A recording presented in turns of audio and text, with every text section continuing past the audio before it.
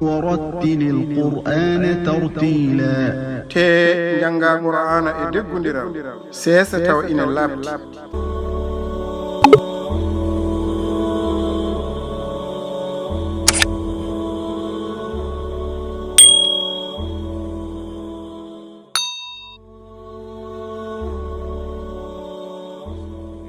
بسم الله الرحمن الرحيم simore alqiyamati daranga e inde Allah jurumdero jurmoto لا أقسم بيوم القيامة alade mi wondiri nyalgo daranga ولا أقسم بالنفس اللوامة etene alade mi wondiri fittandu nyingtotondo أيحسب الإنسان أن لن نجمع عظامه mbele neddo sikkata komin jogorani rendinoyde ƴeemu بلى قادرين على أن نسوي بنانه kay amin kattani e dow wawde fondude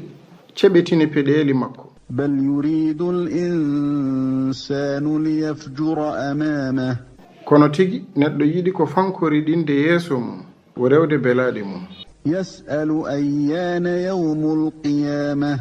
omo namdo ko holinden wonata nyalande darnge فإذا برق البصر so tawi gite ɓelñi puttinima وخسف القمر te lewru ndu nangama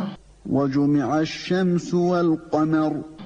kadi nange e lewru ndendinama kawritinama يقول الإنسان يومئذ أين المفر neɗɗo wiye nyande mum holto dogirde hetti furtorde كلا لا وزر alade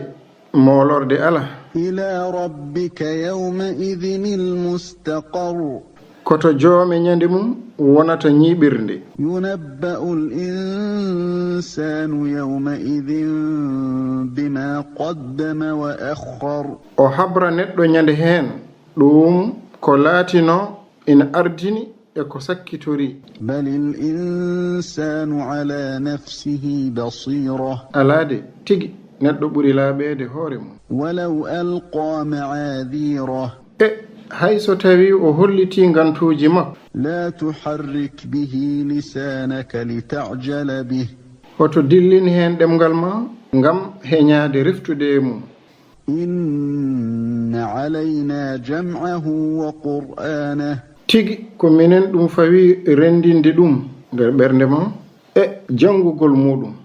فإذا قرأناه فاتبع قرآنه so tawi min jangimo reftu e jangin makko he ثم إن علينا بيانه refti tigi ko minen ɗum waɗɗi feññinde ɗum كلا بل تحبون العاجلة alade tigi oɗon jiɗi heññorade ko ɓadi kal gurdamal aduna وتذرون الآخرة te goppon belsinoɗon laakara وجوه يومئذ ناظرة jeese ñande mum won hen labtat إلى ربها ناظرة eɗen ndaara faade to joomiji ووجوه يومئذ باسرة won hen geece ñande mum ko ñirɓiniɗe تظن أن يفعل بها فاقرة aɗe cikka jenana bone koko keldate keeceje majje كلا إذا بلغت التراقي alade so tawi fittandu yettima yokode hondolde وقيل من راق wiye hol moccowo وظن أنه الفراق te o sikka yanane tigi kañum de ko ɗum ceertigo والتفت الساق بالساق kadi korlal filta yana e korlal إلى ربك يومئذ المساق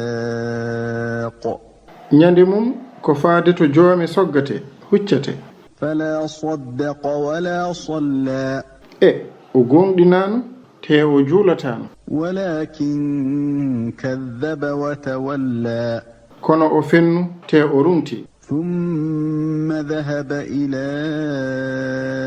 أهله يتمطى refti o yehi hibbiti faade to koreji makko omo ñaaƴa mawnikini أولى لك فأولى ɓuri handude e ma kadi ɓuri handude a boorama ثم أولى لك فأولى refti ɓuri handude e ma kadi ɓuri handude a boorama أيحسب الإنسان أن يترك سدى beele neɗɗo sikkata koko woppate tan ina boya ألم يك نطفة من مني يمنى beele o wonano toɓɓere kancude hañande ثم كان علقة فخلق فسوى refti o laati heddere o tagi o fondi فجعل منه الزوجين الذكر والأنثى o waɗi ummorade e mum cuddije ɗiɗi gorel e dewel أليس ذلك بقادر على أن يحيي الموتى beele on ala kattanɗe nde wurtinta mayɓe ɓe